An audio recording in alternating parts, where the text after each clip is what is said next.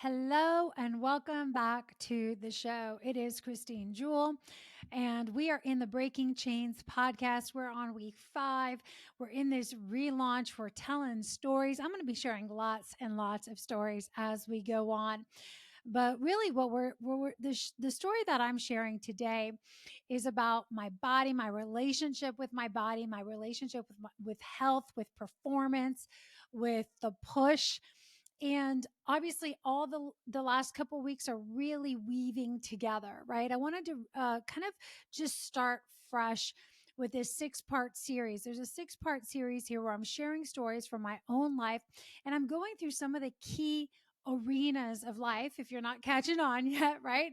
I'm going through some of those key arenas of life and just sharing with you where I was, my operating systems, my identity when I was running ragged in that place, in the season of being a hard-headed warrior, a stubborn warrior that needed to fight her way through, and what it's like on the other side. And I think it's important because I am a holistic coach, right? I'm a holistic executive coach.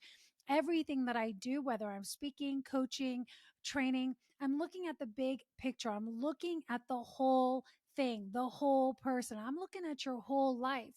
And I have been relentless about this from the beginning, is that we can't just compartmentalize a piece of us, right? We might be kicking butt and taking names in one arena, but if we're not holistically looking at our life, if we're not holistically healing and holistically changing the way we operate across every area, eventually we're going to get a flat tire. Eventually there's going to be friction, there's going to be misalignment, things are going to go off the rails.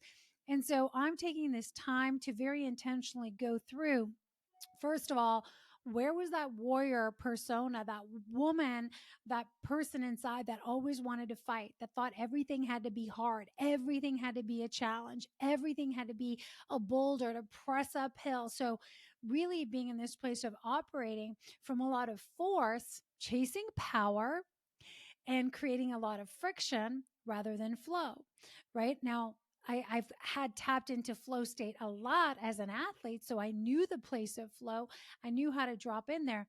But I'm talking about upgrading on a whole other level, where that's your norm and not just a place you experience every once in a while when the stars align and the weather's just perfect and everybody in your life is behaving the way you want and you have all the time and space to do everything you want.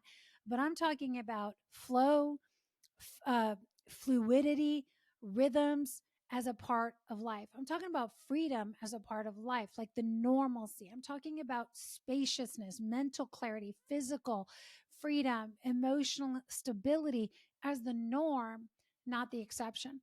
So if you go back a couple of weeks, I started this whole thing with what is breaking chains all about? We're breaking generational patterns. We're breaking old ways of doing things that are no longer working. I mean, I'm challenging a lot of things here. And for some of you, it's a big stretch.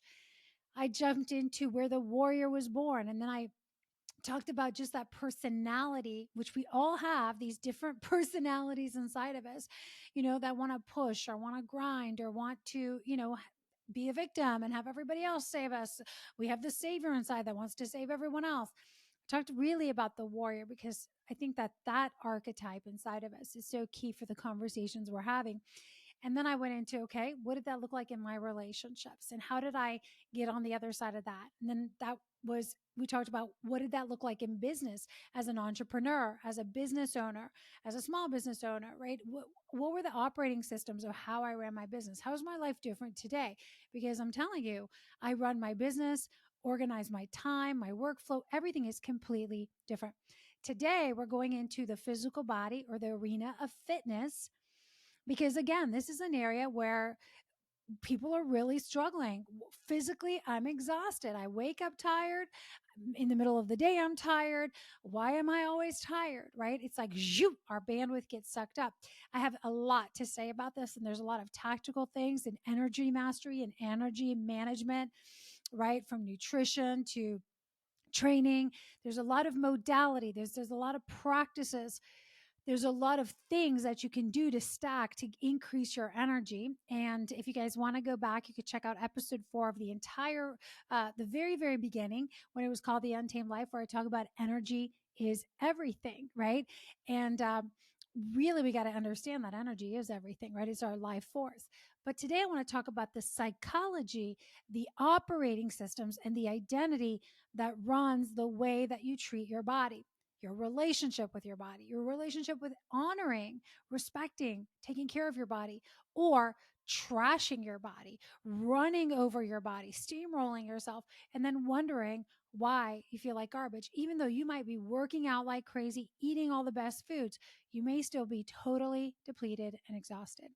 So, I'm not going to rehash the whole story. You can go back and listen. But, those of you who've listened to the last few episodes, the time that I really pressed in to fitness in my life, obviously as a kid, I was in high school, I was in middle school, actually starting, right? And that was when I started to even dabble in athletics. Years before that, I remember we moved here from Italy. We moved from Italy to Raleigh, which is actually where we're at right now. I'm backtracking a little bit more. And I remember we never had phys ed in Italy. We never had like all of these sports. It was just mostly academic, and it was play. Play was playing outside with friends or in the garden or whatever. So when we came here and all of a sudden we had phys ed and there was all this focus on physical challenges and games and, all this stuff, picking teams, that was really foreign to me. Um, Long story short, I remember a day being in phys ed, or yeah, it was phys ed. We were outside for PE. They were doing kickball. I think it was kickball at the time, teams. And, of course, I got picked last. Oh, I hate that. When they would say, I pick you, I pick you, I pick you. And then there's like three kids left and you're sweating and you're like, please don't let me be the last one. Don't let me be the last one. I was the last one. And the shame, that washed over me that day. And I remember one of the kids, a boy, saying, "You suck at running. You suck at running." And I was like, I just wanted to like crawl into the dirt, bury a hole in the ground, like, and go in and just like never come out. So embarrassing. And of course, what do you think I did that entire game? It just would fumble the ball, kick it and totally miss it. And the ball would pass me. And I was just so clumsy and I was so embarrassed and I didn't run fast. I think it was the bases at the time, right? You performed to the level of the attack or the character that somebody tells you, you suck. Okay, so let me show you how much I suck, right? I want to say that one word from that kid who was just a bully on the playground, who probably had his own stuff going on, right? It just left such an imprint in me that for years I would not even dress up for PE. I always had a stomach ache. I would call my mom sick, like, oh, I forgot my clothes. I don't want to dress up. I didn't want to go through the mortification, the embarrassment, the shame of not winning, of not being good, of not getting picked, of, other people thinking that I sucked. That's number one. Notice where the seeds get planted. Okay. So for years, I played this game and with my mom, with my PE teacher, with everyone else. And I even remember much later, like when we would have to run the track in high school, I mean, I would just like drop and walk sometimes, like in the very, very beginning until I started playing soccer and getting really serious. Then I became a great track athlete. However, I don't want to jump ahead. The thing that switched it for me was about eighth grade, ninth grade, or eighth grade, or somewhere around there, maybe a little bit before. I remember that a couple of my girlfriends started playing soccer. Number one, I wanted to be so badly part of the group. I wanted to hang out. I wanted to do the sleepovers. I wanted to do all the things, right? But I didn't fit in anymore because like I didn't play soccer and I didn't wasn't part of the cool kids. Secondly, my dad loves soccer. He was coaching my brother's team. He always watched it on TV. We came from Italy. Italy is the Italian, or soccer is the Italian sport, football, right? So it was like this prime time where I was like, I'm going to go out and try out for the team, right? I'm going to try out for the team. And so I went to tryouts. I went to tryouts because I wanted to fit in. I wanted to be accepted. I wanted to be part of it and I wanted to please my father. So this was a huge stretch for me because already I thought, oh my gosh, I'm terrible, like, oh, all this stuff. Well, I did make the team. I made a team, but I didn't make the team, if you know what I mean. I didn't make the rep team that I wanted. When I went out to high school tryouts, I didn't even make the team the first year around. And so I was like in this place where it's like you're good, but you're not good enough, and you're certainly not good enough for these higher tier teams. Now, I went to school where there was 2,400 kids, 600 students in a class. So there was a lot of competition, okay? There was a lot of competition. But I remember something flipped in me, and I was like, I am going to make that team. I'm going to do whatever it takes. I will not be mortified. I am just like, I put the work in, you guys. I got my dad to hire me a coach, a trainer that I worked with. We ran the drills. I showed up to the bonus practices. Like I started running on my own. I started like, I was like Rocky out there, I'm going to run. I started hitting the gym at school and at Bally Total Fitness back in the day. That was my first job. I started working the front desk at Bally Total Fitness. And then I got in, and then, I just started hitting the weights because obviously that's where all the cute guys were in there, right? All the athletes were in there. And I just felt so great. All of a sudden, it was like, yes, I belong here. I know what I'm doing here. I work here. And oh my goodness, let me tell you, I was really good at all the things. I discovered that all those things that kid told me earlier in life, I was actually really naturally gifted athletically. Actually, I just had never exercised those muscles, so I had to put some work in. But I started lifting weights, I started going for runs, I started working with my trainer, physical trainer, like soccer coach.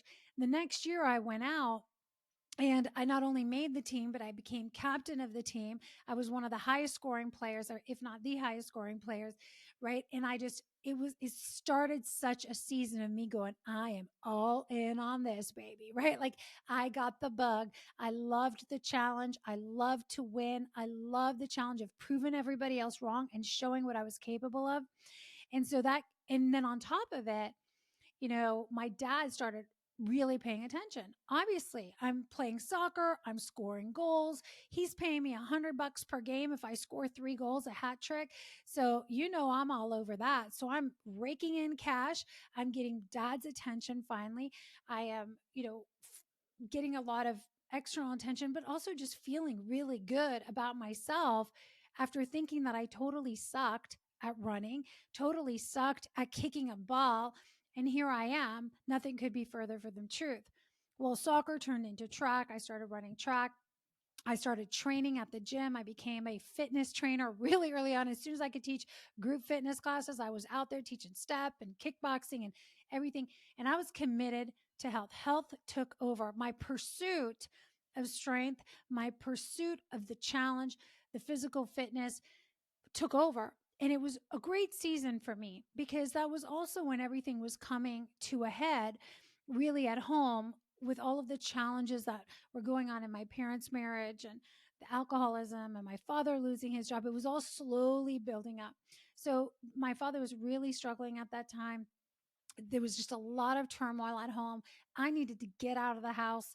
I needed to feel strong. I had to tap into somewhere where I could find confidence and strength and security. And the one thing that really, did that for me, along with an amazing youth group, I have to say, was the gym, the soccer field, the road, anywhere and anywhere, everywhere where I could train, compete, challenge. And I loved to compete with anyone, right? I love to compete with guys, and I could really hold my own.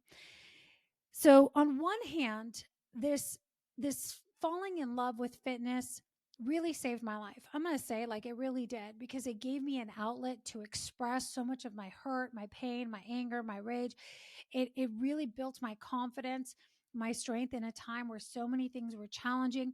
So this is why I want to say it served me really well for a season. And it was a great foundation for later in life when I would open up my own holistic health studio and become, a fitness coach and a trainer and an integrative nutritionist and a holistic health practitioner. Like it was all stacking. And I want to pause for a minute because sometimes we look back and we're like, oh man, it was all bad. And it wasn't. There was some elements. Everything was preparing me for the next season. Everything was preparation, right? There was positive, expansive, healthy dynamics in it, and there was some other seeds that were starting to get planted as well. So as we reflect, we want to really take in the expansive, the life giving, the things that we're like, yes, more of that in my life. That was beautiful. And I don't want to say good or bad, but the things that maybe were not optimal, they were maybe dysfunctional for us, we can cut ties with that part, right? We can cut ties with that part of the operating system. But I'm sharing this because each stage serves the purpose of our life. And in that season of my life, fitness, the relentless pursuit of getting stronger, gaining confidence, finding the challenge, it served me. That was my warrior in training. If those of you haven't figured that out yet, in the physical body, because I knew I no longer had this structure at home, the masculine structure also to support me. The certainty turned into quicksand. I didn't have anything really solid as a foundation to sink into. So it gave me this sense of solidity, of strength, of structure, which is interesting, right? That's what the body, that's what the bones and the muscle do for the body. It's the structure that holds everything else together, all the inner workings. And so just a little side note here, that if we are lacking solid internal, like spiritual structure, relational structure inside of ourselves, our relationship with ourselves, our relationship with God, with the provider and protector of the universe, like if we lack that in our most intimate relationships, we're going to go hyper vigilant on trying to create that level of structure physically, mentally, emotionally, so we may become rigid in lots of other ways. I went all in on the physical. Okay. That served me really well for that season of my life. And I want to say that, I played soccer, I did fitness, I loved fitness. It was really life-giving for a long season of my life. And I want to fast forward that the whole time I was married, the first time around, with my first husband, I got married when I was 21. I was always maintaining health and fitness and all of that as a hobby. But when it started to really switch was after I had Grayson. Shortly after I had Grayson, my third son, not only did I want to get back in shape because I gained weight, I was like, I'm getting back in shape. But I was like, I'm going to start running again. I'm going to start training again. And that's when I went back and I started joining a local running group at the time. I had been, teaching spin classes and training and stuff like that. But I joined a local running group and I remember thinking like, oh man, I'm like the slowest one here. And I was running with the back of the group. But it wasn't long because, the program was in me. Oh no, I am not going to be last, right? I start training. I start putting in the hours. I start doubling down on my, training protocols and everything. The weight falls off. I sign up for my first triathlon. And, I do pretty darn well. I think I finish in the top, whatever, maybe 25% or something. Well, I got the bug again, right? That competition bug came in. And I was like, oh, yeah, I'm going to crush everybody out here. Interestingly, that at the time, also, I was going through a season of difficulty in my marriage. It was really like the beginning of the downfall. Um, because there was so many frustrations inside of my marriage at that time that I just started pouring all of my frustration again, all of my energy, my anger, my everything that I wanted to run away from. I was like, I'm going to go running. And I literally ran my problems off by going for long runs, 10K, 20K, 30K, hours long, hour long half day bike rides or longer. Like I just looked for every opportunity to just lose myself in my fitness. And again, it served in one way. I went on to train at a very high level. I was winning races every weekend. I ended up, qualifying for worlds a couple years in the row, getting ready to, go do that. I did go do that. It allowed me to open my fitness studio in that season after I got divorced, when the divorce was so nasty. I mean, being able to train and run and cycle and coach other people and really challenge myself really channeled my energy and my focus so that I did not blow up and self-destruct. Okay. Because it was a rough season of divorce. But I want to go back to the fuel that drives us. Even though there was so much goodness, I love fitness. And even to this day, I went for a run this morning and I love it. But the fuel that drives us, if the times that I really force myself to push, where I really force myself to compete, to get to that top 1%, which I always seem to tap into, whatever groups I was part of, or to win first place or podium, first to third, right? Top three. So much of that was fueled by me needing to prove, needing to prove somebody wrong, prove myself right, prove something, or I was channeling so much frustration and anger, and I had to get angry in order to get that force, that amount of power through me. Okay. It was funny. And I know I'm kind of hopping all over the place, but I had already opened my studio. And again, we were helping lots of people. We had great classes going on, we had nutrition programs, but I had this like addiction to like pushing my body all the time. And you guys know the story. The name of the business when it was birthed was called Push. Push. Everything in my life was a push. I was pushing mentally, physically, emotionally. I was pushing in the relationship I was with. And some of you maybe have even heard this story of the man that I was dating at the time, which was the relationship I had after I was married for many, many years. The first date this man came to, so silly. I remember it was one of my triathlon races. It was a local race. And so this guy came, Jeff, he used to own the bike shop. And, Jeff, we love you and everything if you're listening to this. But this just shows where we were at with the psychology of where we were at that time, is that he says, I'm going to come to your race and, check it out. I'm thinking, yeah, baby, come to the race. I'm going to, I'm going to perform. I'm going to put on a show. And so, of course, I have a great race. And right as I'm coming up to the last, maybe like half a mile or so, there's this guy, right, that this is my first date. This is my opportunity to really show him what I'm made of. He's a high caliber athlete himself. He owns a bike shop. He's like a motocross racer, all the things. And I just remember looking at him, and I remember hearing him screaming from the sidelines. This is his motivation. Okay. Second place is first loser. Second place, first loser. And at the time, I was second place. When he said that, there was somebody in front of me. So here I am. I'm coming into the final stretch of the race.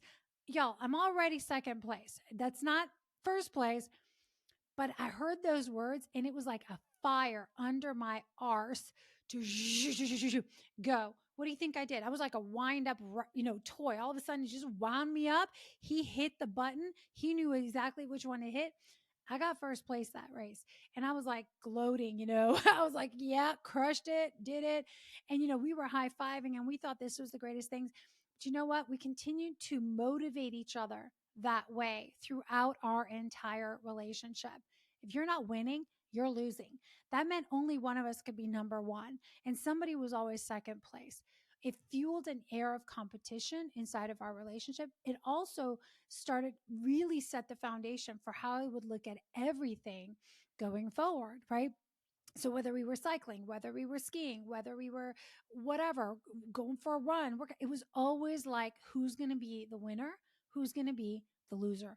We're always on a proving ground. We're always on a testing ground. And we always need that little dig, that little bit of fire to just get under our skin, to be the fire under our butt that fuels us to move forward. What is wrong with this program? I want to really challenge you guys. What is wrong with that program? Can you see the dysfunction? Is that really channeling health, vitality, longevity, life force? Or are we pushing our bodies and training hard for something completely different?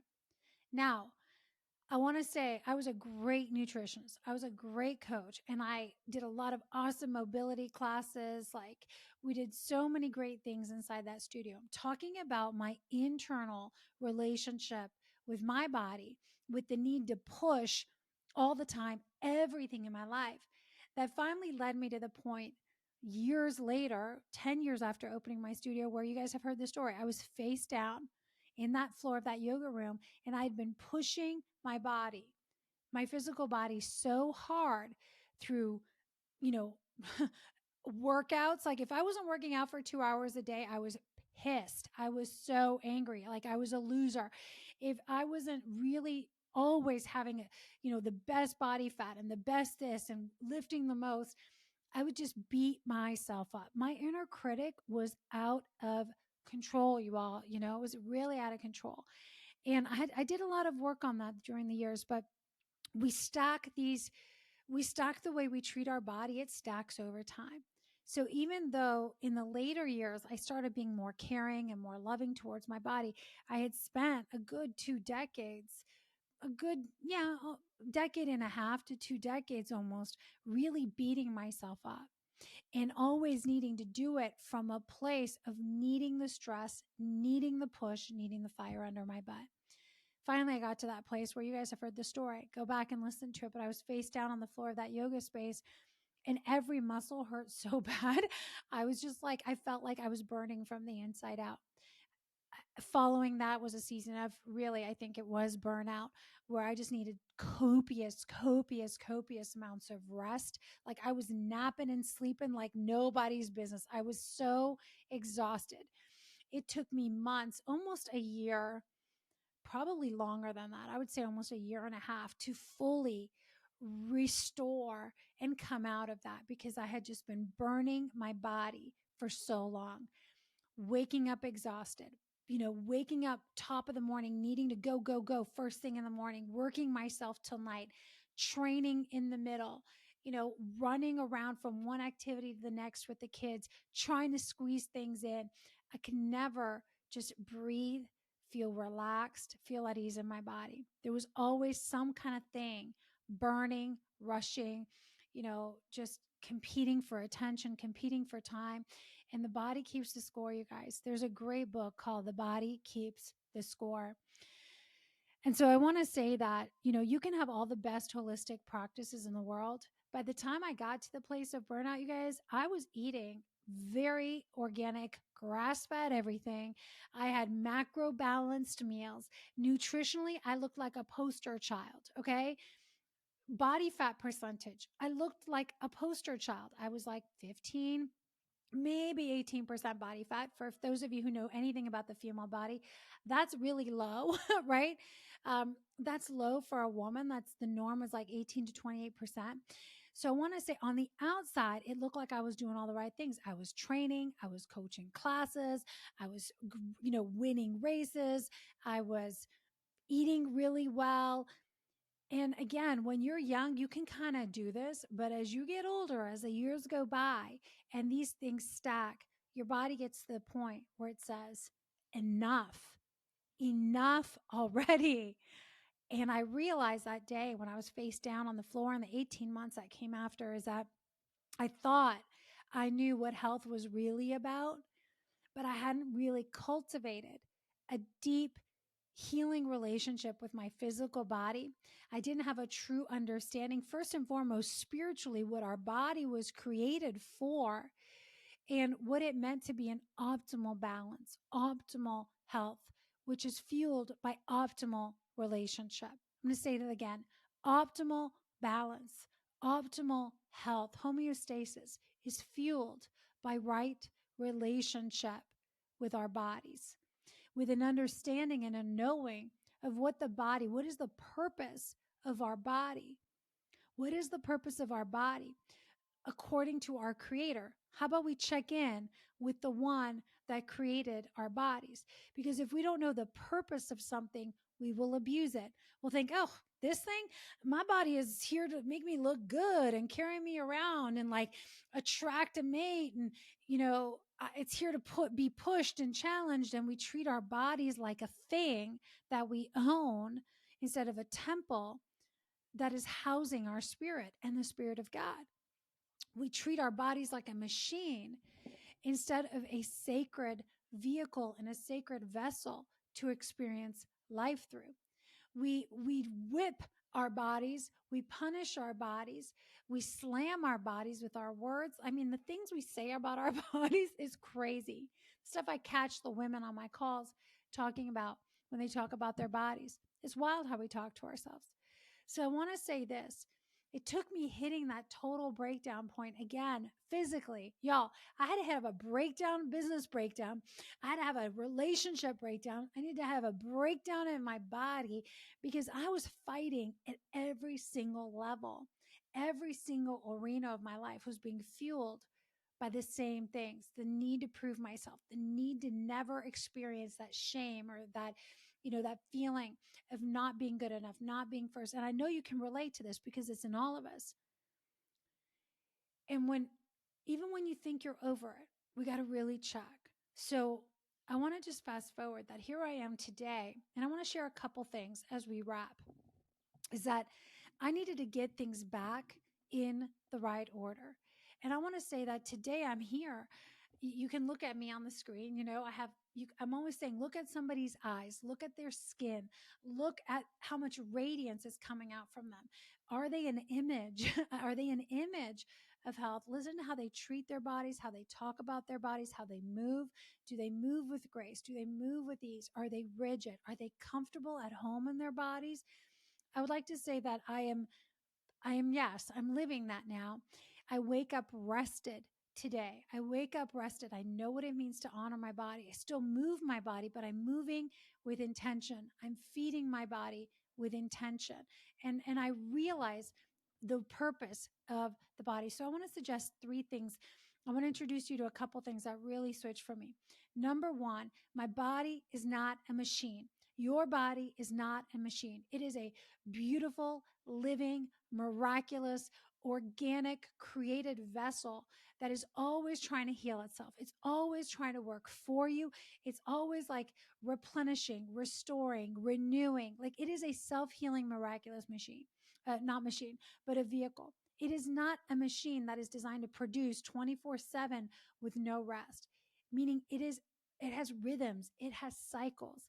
And we need to honor the rhythms. We need to honor the cycles. We have to understand that this is a living, breathing ecosystem that needs certain things in order to be fully alive, to do its job properly, to really multiply and flourish, which is beautiful. That's what an ecosystem does, is it multiplies and it flourishes when all the elements are right. But if you treat your body like a factory in a machine, you're going to have to always be repairing parts, right? You're going to always have to be repairing parts like ligament strains, tendon breaks, literally breaks. Just things fall apart, misalignments. It's going to require so much maintenance. And it does require maintenance because we're doing life in it and it gets a lot of use. But the first shift I really want to have you upgrade is that your body is a temple. It is a temple. 1 Corinthians 6:19 says, "Do you not know? Do you not know that your body is a temple of the Holy Spirit who is in you, to whom you have been received from God? You're not your own. You were bought at a price. Therefore, honor God with your body." This verse honors the idea that our bodies are sacred and should be treated with reverence. Number one, because they house the Holy Spirit. You wouldn't go into a beautiful temple and start spray painting it and trashing it, throwing garbage in there. But a lot of us treat our bodies that way. So, first of all, if you're just misusing and abusing your body by throwing toxic food in your food hole and you're not honoring, you're not taking care of your body, like that is a reflection, really, of how you view the spirit, the sacredness of that. I really invite you to lean in. How would I treat a sacred place? Is that how I'm looking at my body? It's not my own, actually. I'm here to honor it, to respect it, to take care of it, because it is the home of the spirit. It's the home of your spirit. It's the home of your soul.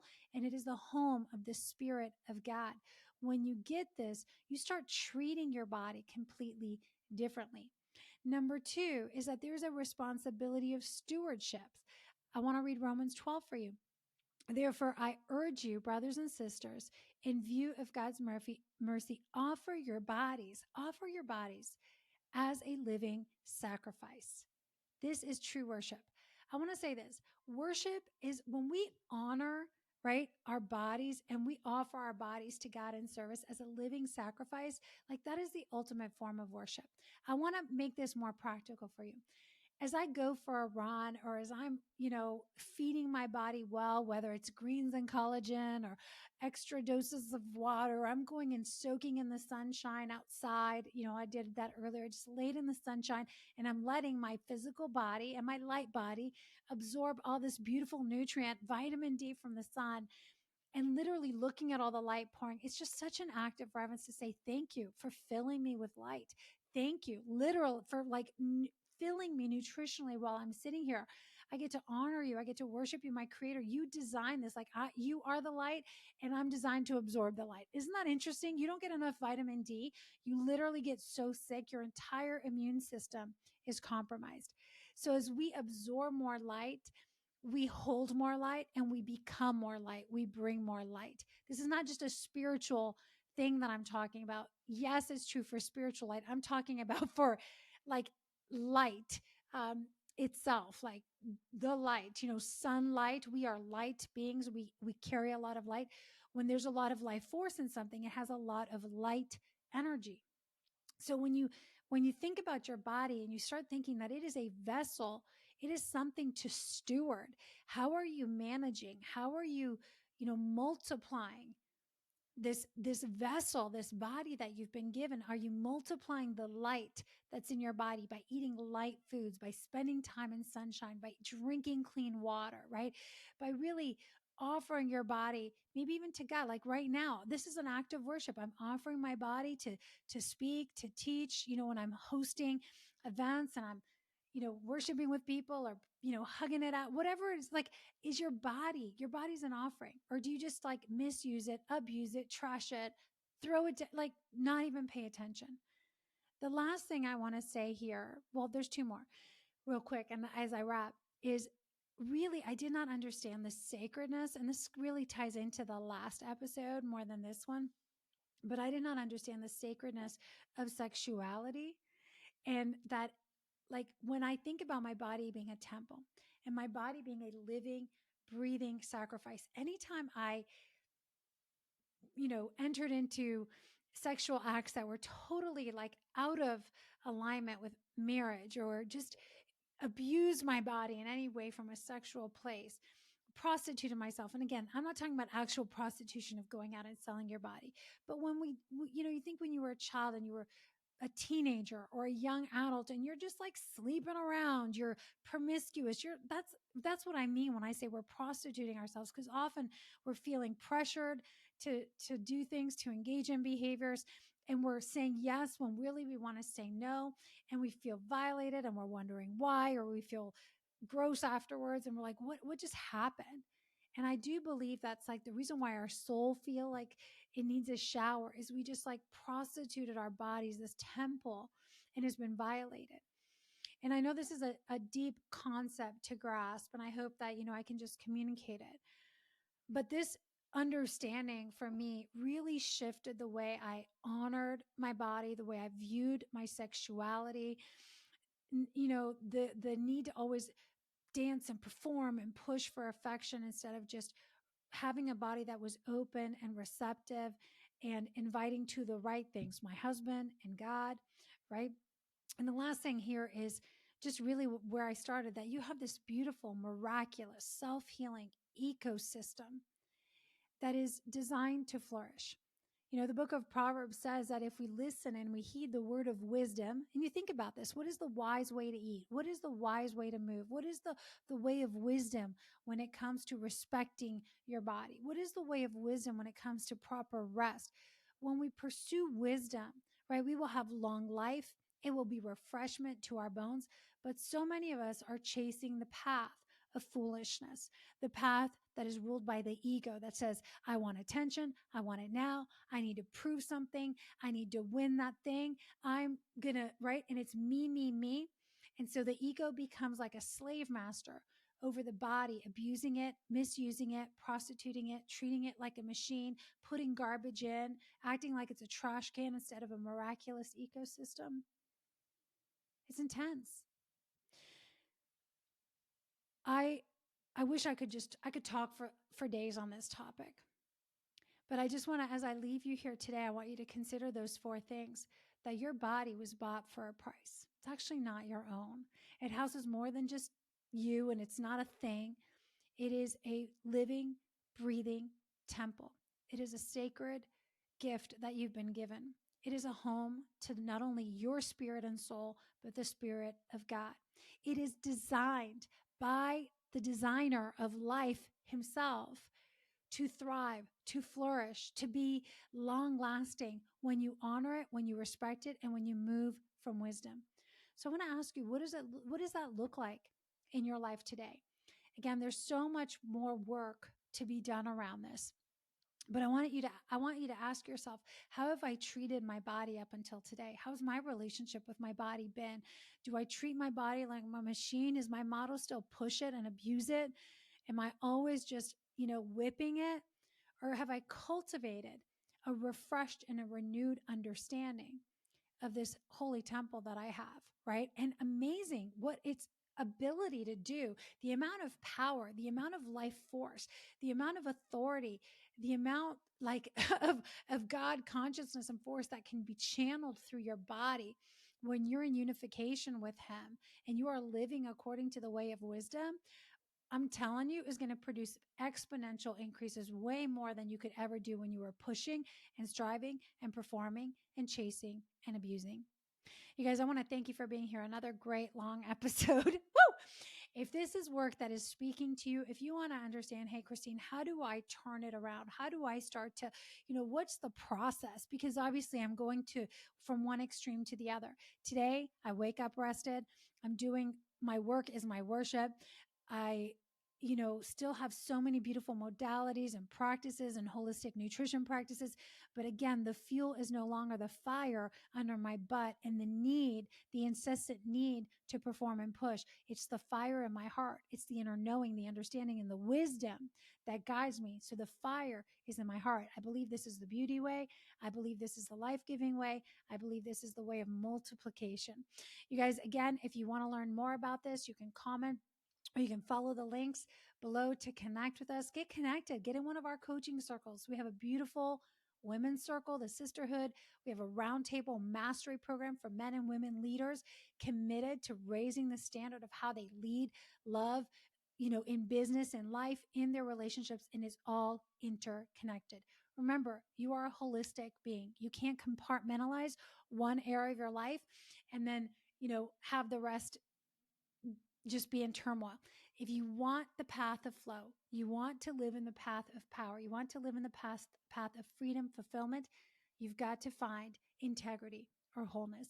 And I believe that our relationship with our body is a key to that process.